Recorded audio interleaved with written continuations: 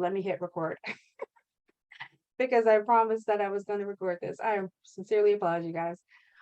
And so, what are they doing now without your product or service?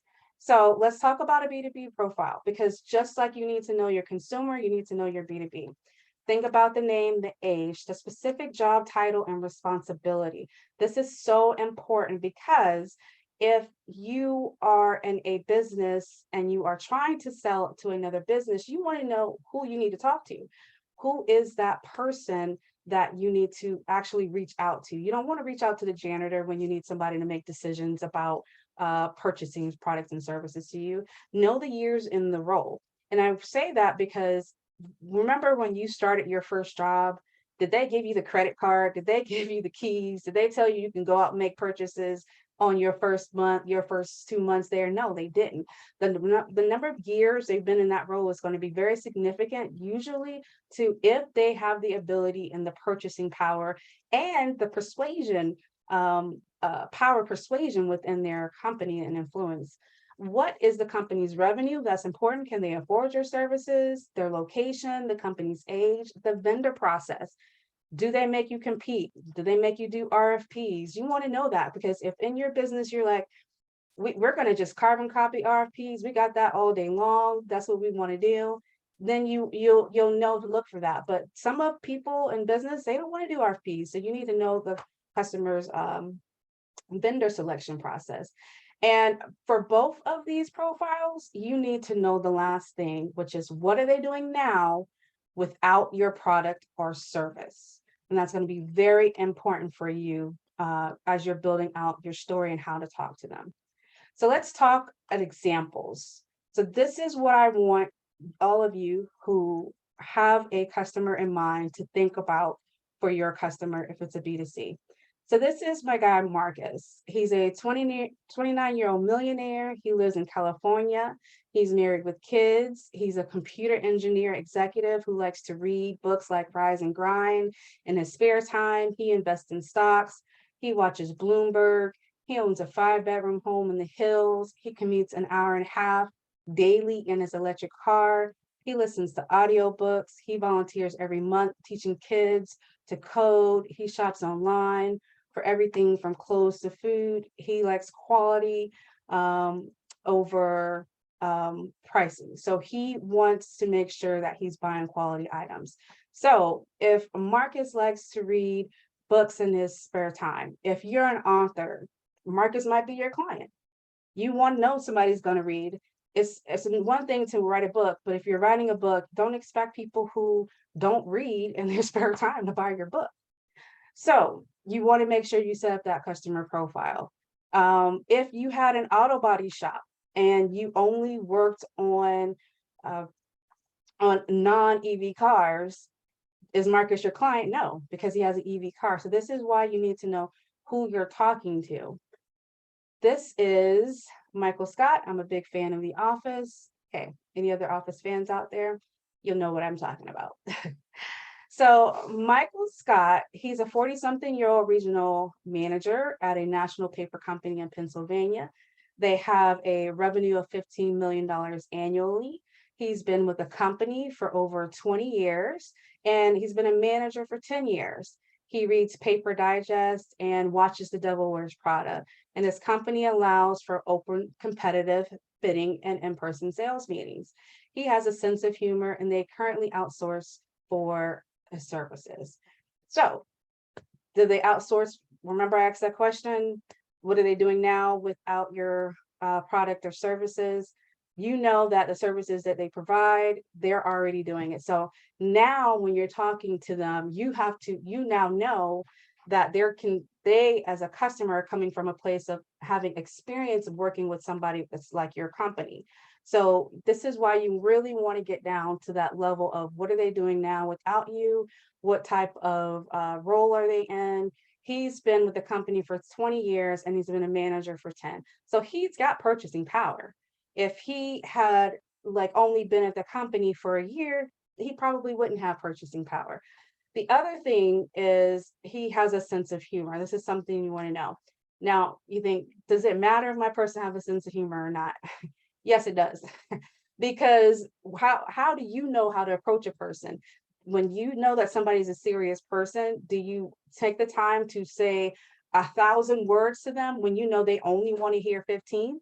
So this is why it's important to really know who your customer is. And just like you need to know who is your customer, I want you to know who is not your customer. So this is Mark. Mark is 29. He lives in California. He's single with kids. Those kids will live with their mom. And guess what? Mark lives with his mom. He's a computer tech support employee at a small electronics store, and they like to binge watch TV and movies in their spare time. He has no interest in investing or reading.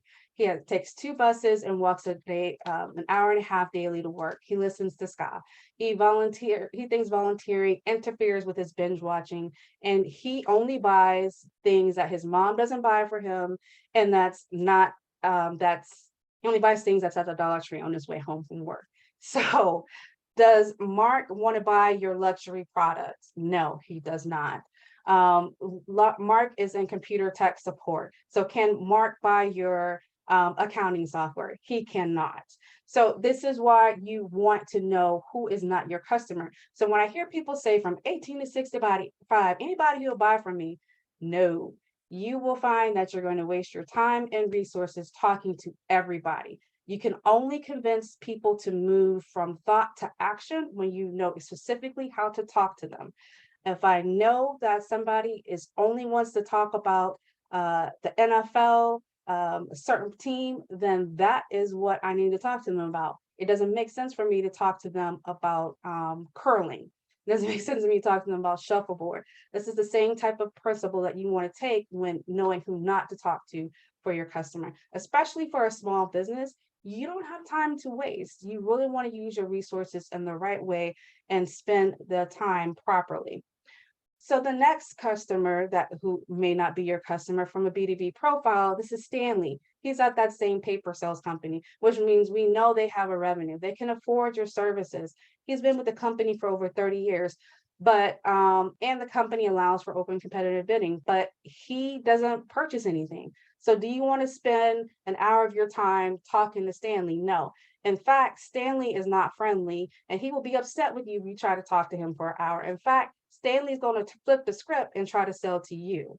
So you really want to make sure you know who is not your customer, that you are not spending time talking to those. Because again, as a small business, you don't have that kind of time. Maybe Stanley might be friendly that day. He might refer you to somebody else, but I'm sure Stanley probably will not. So when we know who our customer persona is, when we have in our mind that I want to talk to Mark or I want to talk to Marcus, this will help you to make decisions as to what button you need to push. And I know men are so quick to say women will push a man's button, but you as a business owner, you as a marketer for your company, we want you to push the right buttons. So once you know who that customer persona is, now it gives you a chance to know what type of buttons I need to push. Am I pushing the emotional button?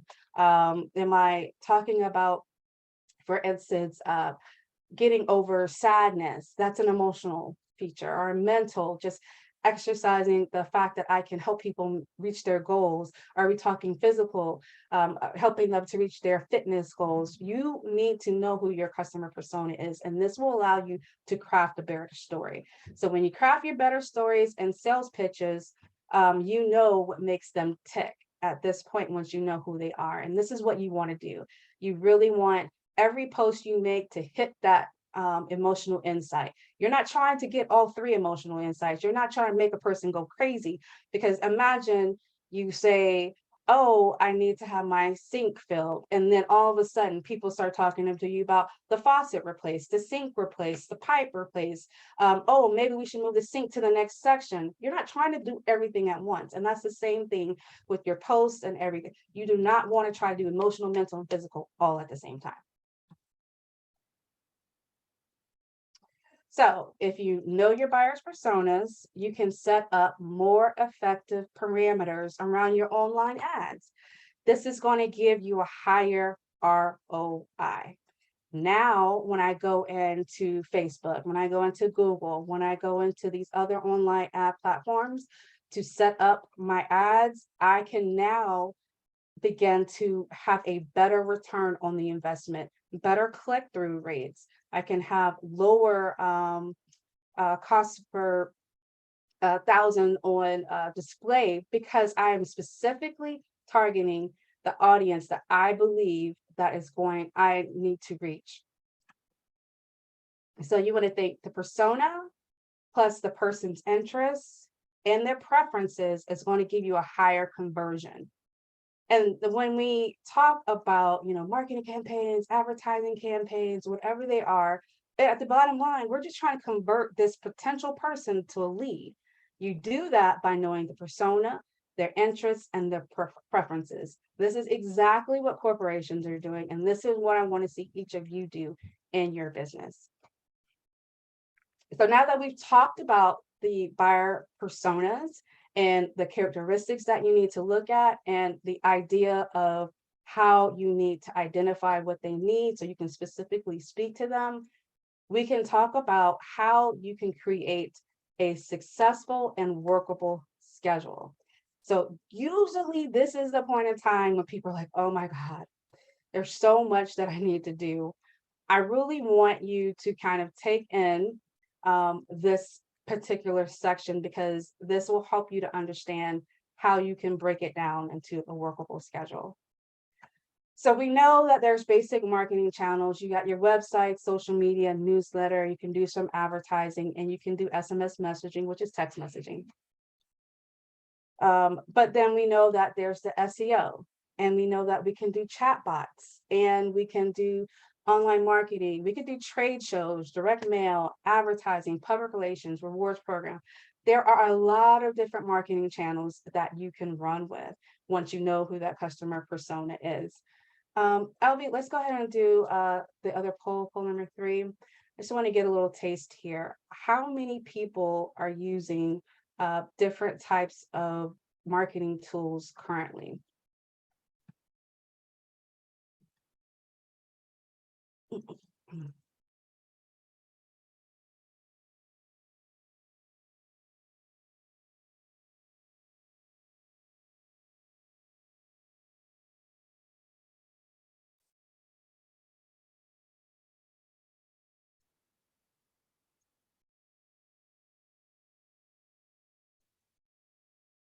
Okay, so let's go ahead and end that poll and share the results.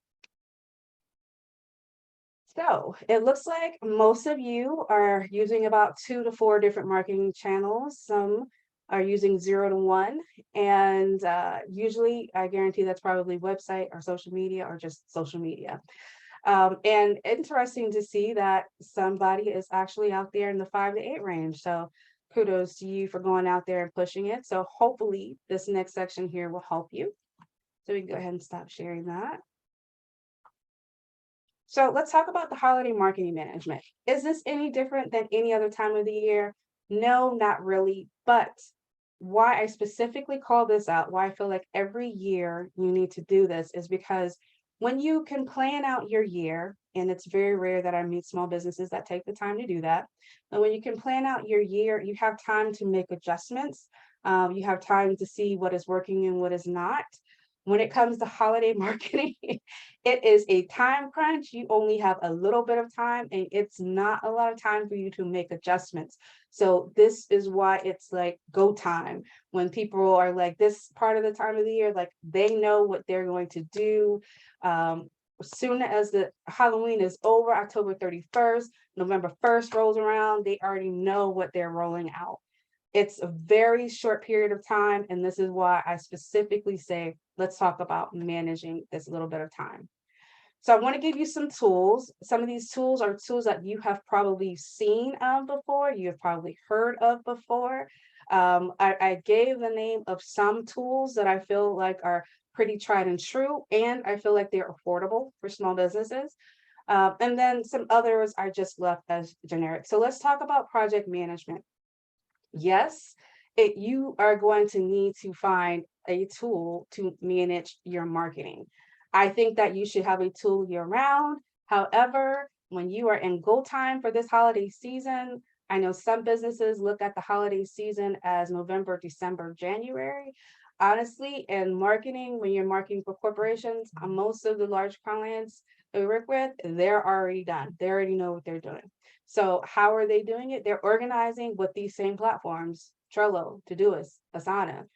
Internally, we use Todoist all the time to manage the projects that we're working on. So this will allow you to set up a board, say these are the things that I need to accomplish for this project, and then move them over to the done pile, to what's next. Allow people, if you have multiple people in your team, to know where they stand, to know it's their turn to get the next job done. But a project management tool is very important. Content scheduling. We personally use Social Pilot. I've used Buffer before and Sprout Social. Those are other tools. I like Social Pilot just for the fact that we do a huge volume of accounts that we manage at any one time. I mean, I can look in our queue right now and we have probably about 200 something social media posts for clients sitting there waiting. So we like to use Social Pilot personally. And then think about the automation workflows. When you are in the holiday season, not only are you trying to manage these holiday marketing campaigns, you're also thinking about what happens when the holidays are over. You're thinking about what you have to do for your own personal holiday shopping list. So you want to try to automate anything that you possibly can. So look at your CRM, set up any workflows that will help you say, as soon as I just went to this business networking meeting, I want to insert their information and have an email fly off to them. And then another email in a couple of days saying, hey, let's get together for coffee or whatever. You want to set up any automated workflows that you can. You have e-commerce site, do the same with your MailChimp, do the same with your constant contacts, set up that email distribution. Your e-commerce platform, Shopify, Ship4Shop, WooCommerce, they all allow you to set up automation workflows. I find that this is one way to not drop business. If you can set up workflows to help you not lose leads, because you think about it, how much money you spent to obtain the lead, you don't want to lose the lead along the way. So make sure that you try to set up as many workflows as you can, but don't make it complicated either. And don't make it to where you set up a workflow and now, which is very easy to do. I mean, I recently did the same thing for my own business where I crisscrossed mailing lists. Thankfully, it was on the same context, so that was fine, but I really didn't want to mix those two groups. So set up workflows and try to make sure that they don't cross, but then make sure you're tagging each of your leads appropriately. So if they do crisscross, you can easily separate them again. Think about customer service. Customer service through the holiday season is crucial. I mean, it is do or die. It is, if your business is going to get any business after December 25th, it's going to be relying on your customer service. So think about using chatbots. Automatically, Facebook allows you to have a chatbot. You can do chatbot services that will do complete interactions that have videos with them that shows links to different information. So think about how can your customers ask you questions about products before they buy. Ask them how they can set up meetings for your B2B customers before they buy. So think about that. Think about FAQs.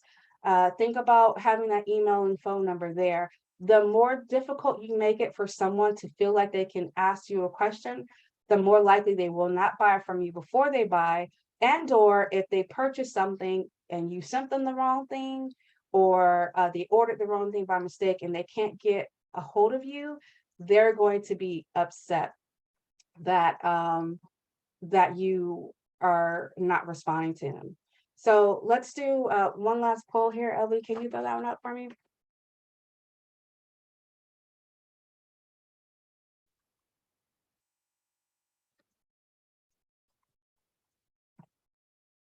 All right, so let's give you a couple of seconds. Now, talk based off of these tools that we talked about, how many of you feel like you might need assistance with selecting the right tools? And then how many of you think, hey, I've got it under control. We don't need any help.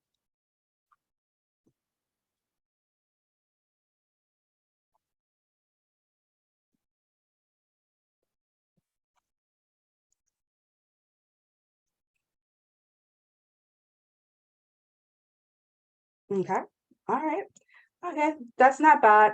Even companies that um, have been established ask this question. We have people that are in established large global companies that still ask this question: do I have the right tools? So don't be feel any type of way that you are questioning, do I have the right tools? Everyone asks that, especially at this time of year when they're getting ready to move into the new calendar year.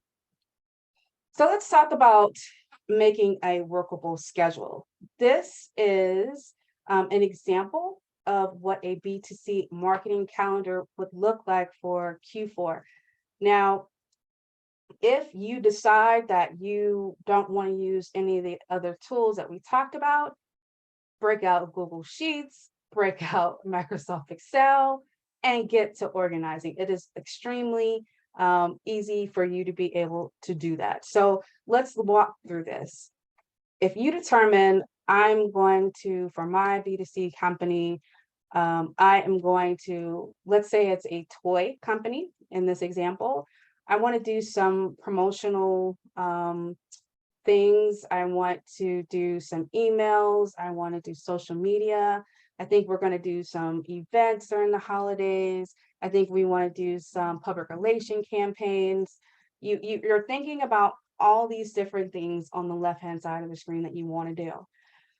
You can do them all, but it's going to take some planning. Okay. And you need to know in advance because you need to understand, okay, going back to the customer persona, like where is my customer at within these weeks?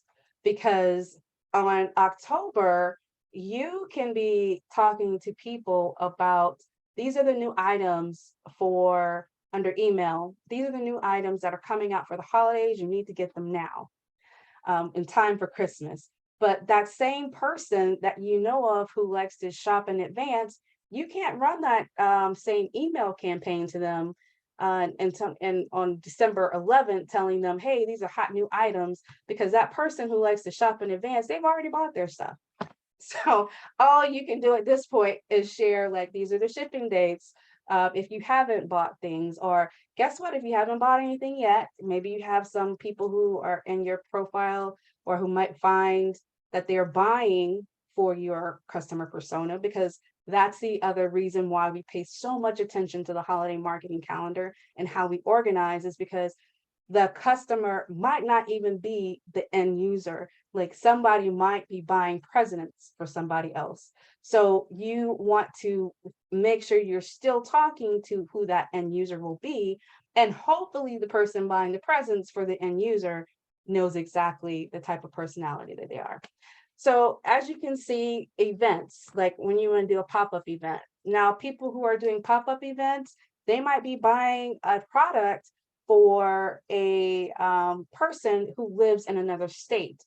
Can you do, does it make sense for you to do a pop-up event on December 18th? Probably not, because more than likely, if your persona is a grandparent is our, most grandparents, they buy gifts in advance, or they know they're giving their grandkids cash. So don't try to sell to that person on a pop-up event. The grandparent, they're already done. That's just how they roll. So you really want to think about like that personality of who and where that person is. And if you notice on the line for PR, meaning public relations, I said here in this example, December 4th to December 11th, contacting journalists. But when it's like December 18th, and unless you're doing something on Christmas Day, don't even bother to contact the journalist, because what your goal is, you're hoping that whoever reads that article, whoever watches that show, will purchase from you well before and enough time so you can ship. So this is why you need to think about who your persona is and then plan it out so that you can make the right decisions as to when you want to send certain things out. Now, B2B. Let's talk about our service-based businesses.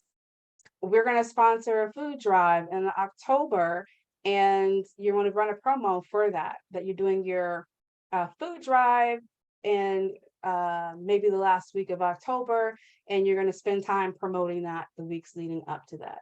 Sometimes, let's just say 90% of the time, a food drive has nothing to do with the business's role.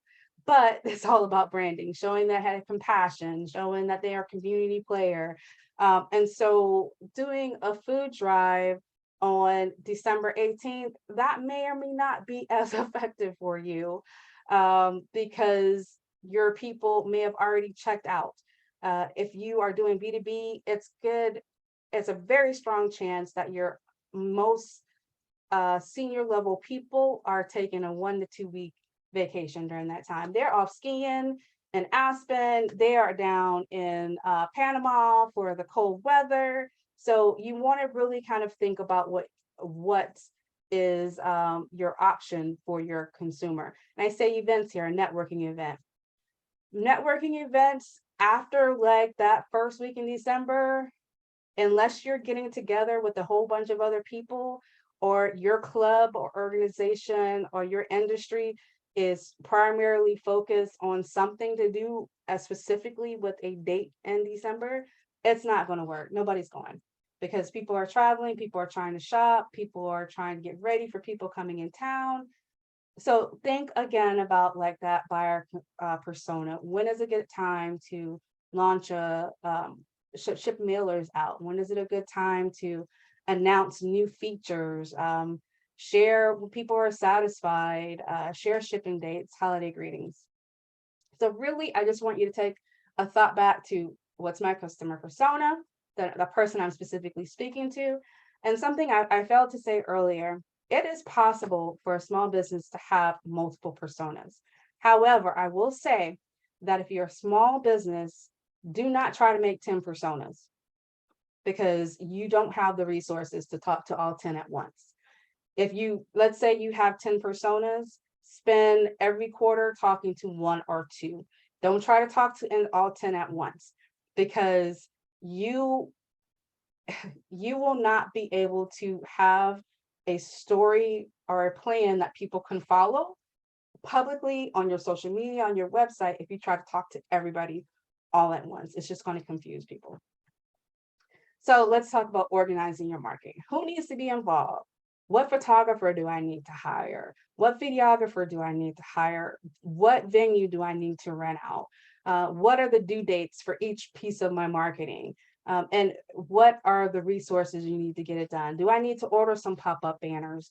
Do I need to order some flyers? Do I need to order some t-shirts for our team to wear when we're at this expo event or this pop-up event? So go ahead and take some time to organize who, when, and what.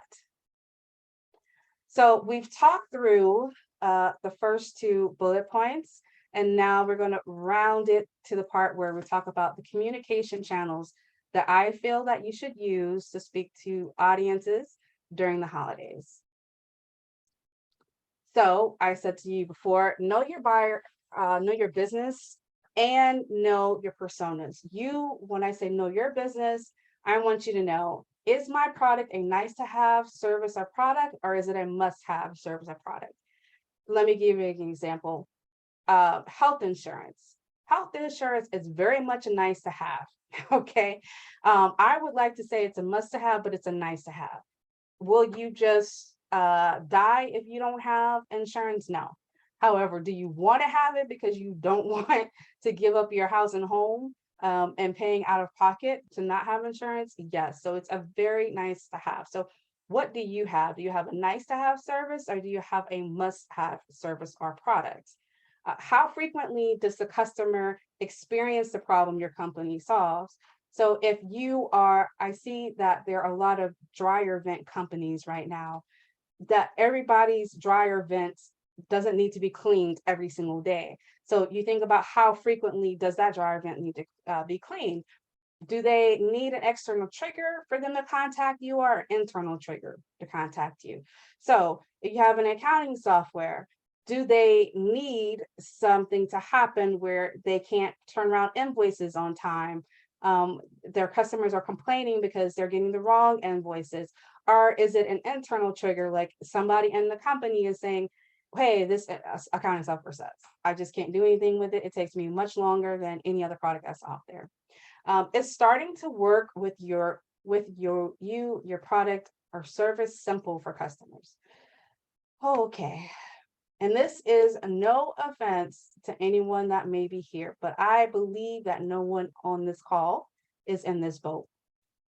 But when I see people say, this is my business and this is how you can get my product, you can inbox me and then send me money to my Venmo account. And then I need you to meet me at the corner of this, and then text me when you're on your way there. That is not a simple way for your customers to work with you. You have a service business, you tell them, yes, we'll get to work with you. We can't wait to work with you. And then they hire you, and then they don't hear from you for a few days. And then every time they want to try to order another product or service for their business, they have to wait for somebody to get back with you. So think about, is it easy to work with you? And do your customers feel rewarded immediately with your product and your feature? A good example is a fitness instructor. Most customers on day one, they don't feel rewarded. In fact, they feel sore when you're done with them. But as a fitness instructor, I know that if they stick with me, they're going to be looking like they belong on the cover of, I don't know, Weightlifting Daily. So think about like how customers feel rewarded immediately or in the future. If I have a HR software, they feel rewarded when they are able to pull quarterly reports and don't have to spend 5 hours. So think about that. And do they need to research before buying? So now you have an idea, like these are the things I know about my business and the personas and how they work with my business and how they really want to work with businesses like mine. You can go ahead and start selecting marketing channels that fit how your customer wants to interact or how your business wants to be. So if you have a nice to have service or a must have service and you're figuring out, what do I want to do to obtain new clients, you're going to want to do some online advertising. How frequently a customer experience your problem, you can use a chatbot. So if you have clients and you're a plumber, you can have a chatbot on your screen that does auto, and if they select certain things, that they automatically get transferred to someone for emergency services. Think about direct mail. When I talked about that external trigger or that internal trigger, oftentimes, especially in the home service-based business, that direct mail is going nowhere. The dental offices, they are still seeing high returns off of that because they're actually triggering people through sending that direct mail, which is completely outside of everything online. You would think by now direct mail does not work. This is why your mailbox is still very full, because people are still getting returns on investments from it. It's starting to work with your product or service simple for clients. And when you think about that, if it is simple, you can use email, newsletter, and they can purchase directly from your newsletter. And or they could purchase or figure out a way to directly get involved with your business through your email newsletter. So you have an e-commerce business, put some of your products in the emails, rotate those products you put in the emails newsletter. So they click on that picture and you go straight there. I know I'm a big Banana Republic fan. When I get an email, I open it up, I click directly to that. They send me directly to the dress I was looking at, and I'm ready to buy. That's how you want to make it simple for customers. You don't want to tell them, yes, let me go look in the back and see if I have your size. I'll text you back. Or if you have a service, you want people to sign up for that first consultation. Make it easy for them to do so in your email newsletter. And do customers feel rewarded immediately or in the future? If your customers are going to be rewarded in the future, this is where you think about advertising, because it takes 7-10 times for new brands that people have not heard of to trigger a purchasing pattern. That's why you're going to have to invest in advertising or online advertising. And if somebody needs to do some research before buying, let's say you offer legal services, let's say you offer roofing services, your SEO game should be strong. Your blog post should be not weak at all. You should have those blog posts out there. You want to answer whatever questions people have on your sites, so that way they can get the answers before talking to you. This will save them time, this will save you time, and this will make you appear higher within the Google search engine results. So, what are some of the campaign ideas? And we're rounding into the last section here. So, these ideas work whether you have a B2B or B2C. Um, so during the holidays, this is a good time to highlight certain emotions. You can highlight the feelings of holidays. You can highlight generosity, spending time with loved ones, ending the year on a good note, pushing people to accomplish business or personal goals, or setting themselves up for a successful new year. So I'm a B2B company. I want to promote holiday feelings of sharing, generosity. Perhaps our company is going to give away some money to help purchase bikes for kids for the holidays. I want to think about how or share with how our company is going out into the community and giving out socks or going out door to door to see if elderly people are in need of help. I'm encouraging people to spend time with loved ones. If my business is a business as a therapy business, encouraging people to spend time with loved ones is a good one. Now, how do I help them to cope with spending those time with the loved ones is another way that I can market to them. Pushing people to accomplish their business or personal goals before the end of the year and or setting themselves up for a successful new year. So when I tell people who are in B2B all the time, do not roll over and play dead during the holidays, because at the end of the year, some companies are still trying to spend money before December 31st. Some companies are getting ready to spend money in the new year. And so you want to make sure that your customers have talked to you, have seen you, and you're letting them know that 2023 is a year that they're going to succeed and they can do that with your business. So do not fret, do not think that, hey, this is the time of year just for B2C. I can just wait until January. Don't do that, because I can tell you every year I've always had a Q4 new person on board for the fact that I know that people are ready for the new year. I know that people have some dollars left over, and whether we're helping them to spend it on a certain charity thing or helping them to spend it on investing in new software for the new year, I know that this is a possible time for me to make more money for our client. Create a gift guide. Run a holiday promotion with another business. So if you are an attorney's office, maybe you need to run some campaigns with a realtor, because hey, you're a divorce attorney and now you know your clients are going to probably need two houses. It is what it is. So run some promotional campaigns with people who have businesses that could go along with what your business are. Host tutorials or classes. This is it is during the holiday season. Yes, people have got the holidays on their mind, but they also know that they have some goals they need to hit. Sales know that they have goals they have to hit by the end of the year. In fact, so many salespeople goals are set for bonusing around that time of year. So they're still running tutorial campaigns. They're still doing webinars and classes, and they're still squeezing dollars out before the end of the year. So do not think that you can't get any money as B2B business or a B2C business. Create a contest style campaign to encourage engagement, persuade customers to give back to their community and show them how your business can help them do so. Share user-generated content that displays the spirit of the season. So this could be content from your team members, this can be content from your customers, but you really want to show that you're involved and you are not disappearing for 2 to 3 months just to reappear and try to get back in everybody's lives. You're making sure you keep a constant connection with your audience. Highlight your staff and their accomplishments throughout the year, and thoughts on the holidays.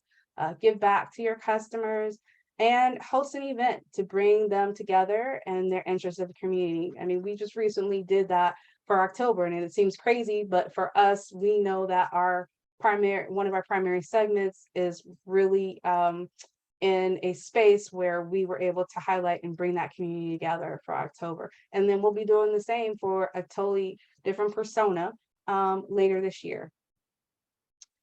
So did I do that one? Yeah, here we go.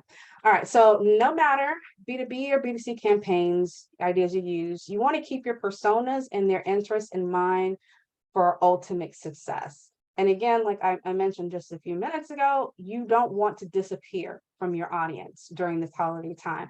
You want to still be engaged with them, because if you are a B2B business and you stop, or if you're a B2C business and you think, oh, okay, well, my company does ice cream and it doesn't make sense because it's cold. Well, it doesn't get cold in Florida to still keep pushing the ice cream. Yes, it does. You don't want to stop being a part of someone's conversation, because when you do, somebody else comes in and takes your spot. So these are the bonus items that I mentioned at the beginning. So these are 5 items that every single year we have to tell people, like, hey, these are things you need to make sure you do when you're thinking about your holiday marketing. Update images.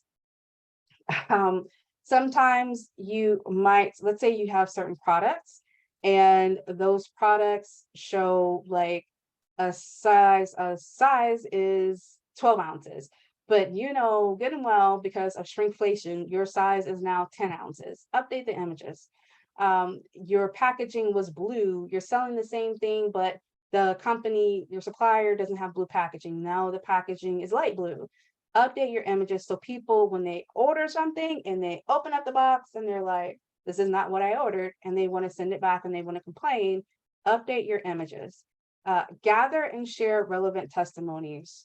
This is important because people want to feel like others have gone before them and have enjoyed the experience. This goes for B2B and B2C. This is why testimonials are important. They feel like if those testimonials are there, they're not the first to break it in. There is a very small and select group of people who are just really want to pioneer and jump out and try something new. Most of the time, you don't have those clients. So you want to make sure you gather and share testimonials that are helpful for them. Network and build partnerships. Why small businesses in particular think that they should go at things alone, I don't get it. You really need to think about building partnerships with other companies, and you need to think about networking and where you can go to network. And I know that there's right now some events aren't as big as they used to be, and some people are online, people might be zoomed in, zoomed out.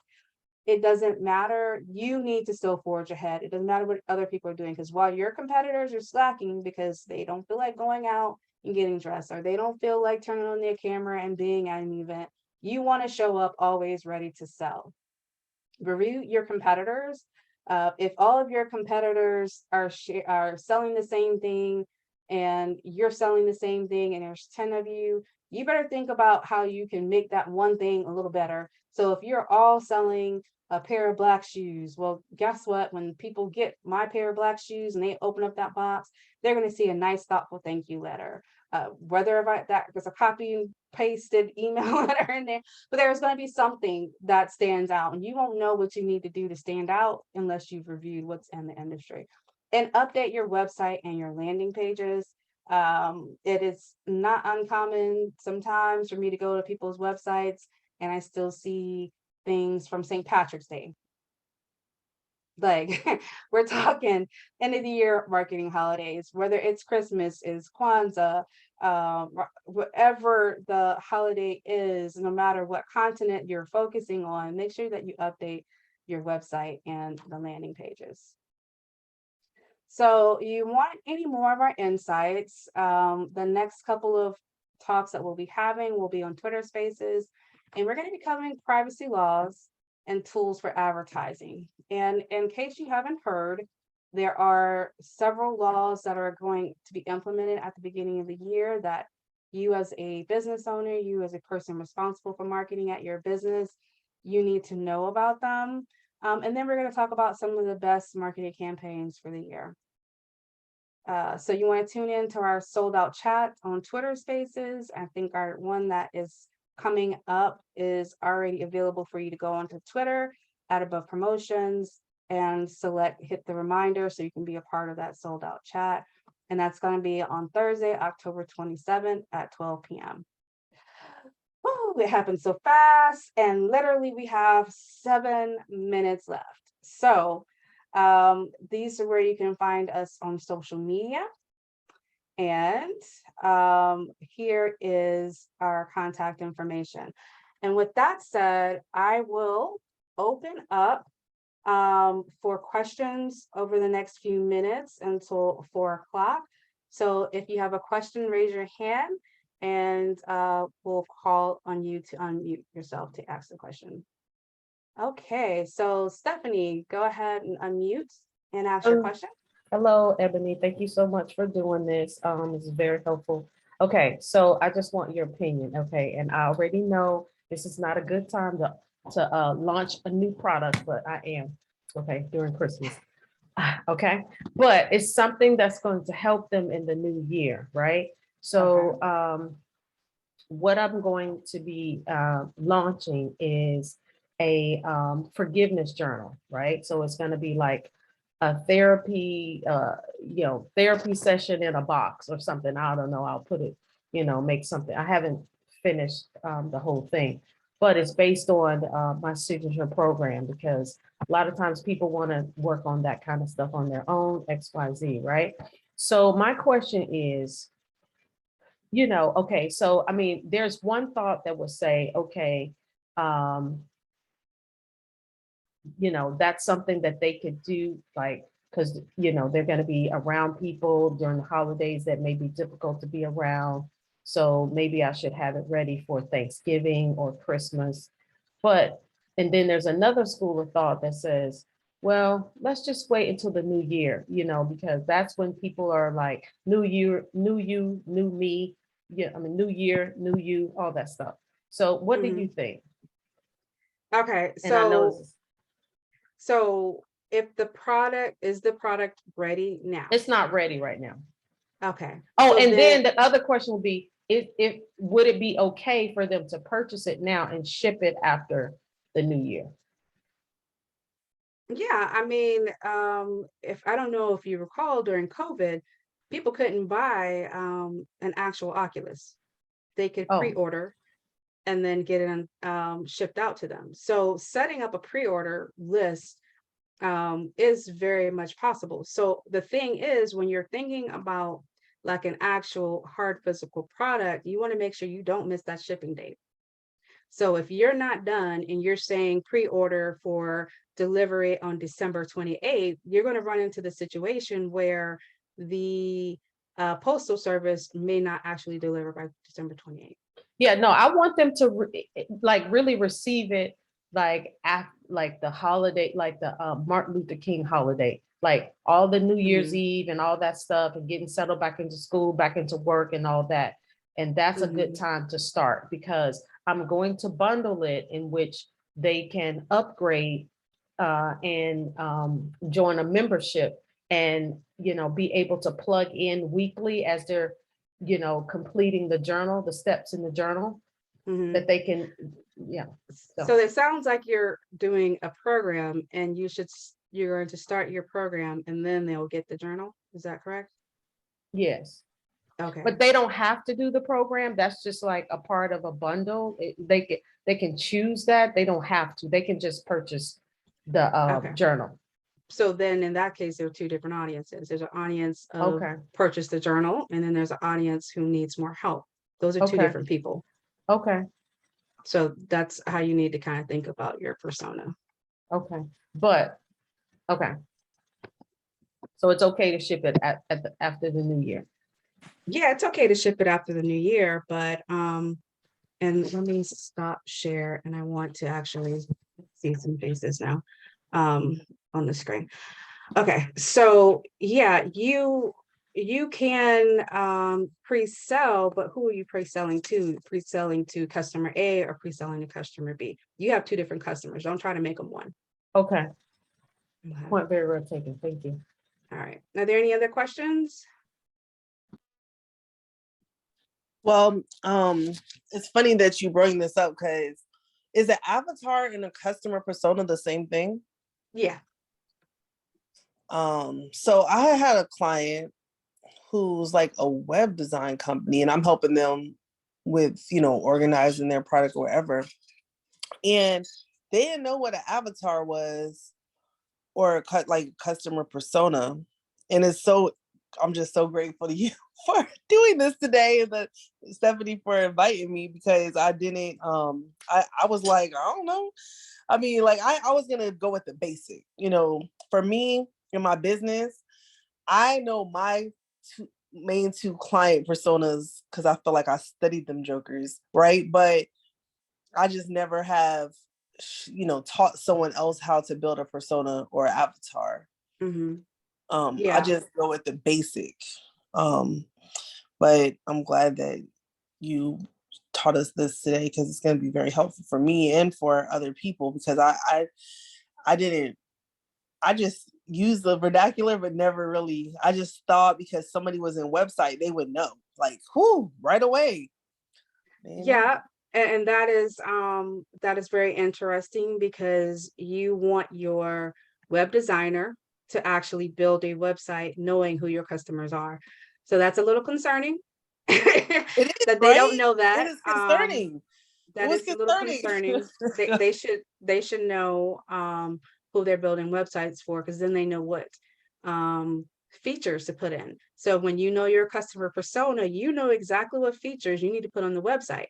Because if your persona is like me, if I'm your customer, I'm a busy person. I don't have time to Venmo somebody. I don't have time to meet somebody someplace. I want to go online. I want to order it. I want to speak correctly to a salesperson, because I've already done my research. At this point, I'm just trying to see if your product actually says it's going to do what it says it on the website. So more than likely for me, if I'm your client, I already know what I want by the time I've already contacted you. So it's on you to have messed up the conversation and or have falsely advertised before I'm paid. Now, if I'm your customer persona, you know you need to have everything lined up so make it easy for Ebony to pay. But if I'm not your customer persona, if I'm somebody that wants you to hand guide through to make those questions, then Ebony is not the one you're selling, so you're selling to somebody else. So I guess the follow-up question will also now be, if somebody is like, I think because they're known as like a coder, like mostly gets tons of referrals, right? And now they're building their business. Mm-hmm. I would recommend probably that a person like him would test out personas, or like what would you recommend to someone who doesn't really know their target market, but and is target market the same as a persona and avatar, right? So your customer persona is a very specific person.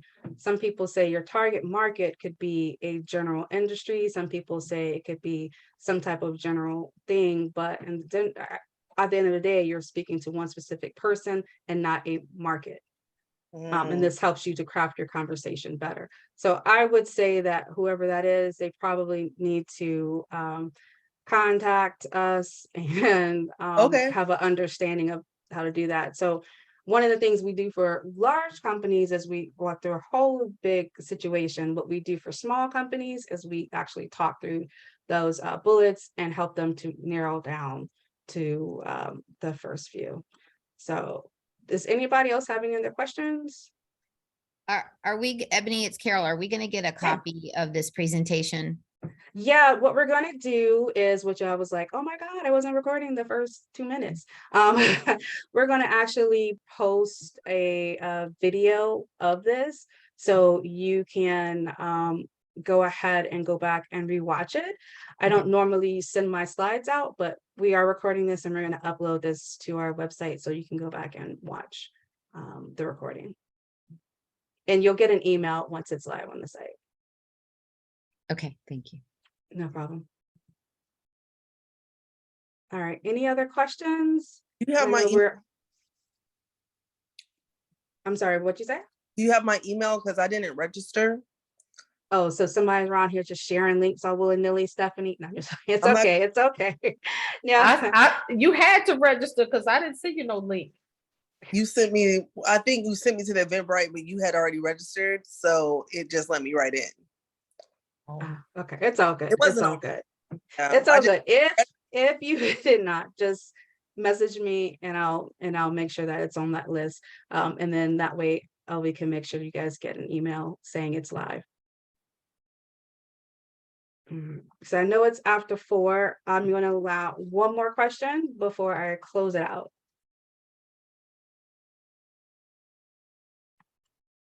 Okay. All right. Well, I appreciate everyone jumping on. I hope that this has been effective for you. And if there's someone you can think of that is a B2B or B2C customer or business and they weren't here, once we publish this, share it with them. I always go over customer personas because I see that's where everybody's wasting money because they don't know who their customer is. That's where they're wasting time because they don't want to know who their customer is. Just as specific as you want to be in choosing your mate, you want to be specific in choosing your customers. So I want to make sure that you guys have understood that, and this will be live within a few days and you'll get an email from our team letting you know that it has been. I really appreciate each of you for joining us. And now that you've registered, we'll let you know about any future webinars that we have. We hope you had a good time and feel free to share this presentation as mentioned before. Thanks and have a great day, guys.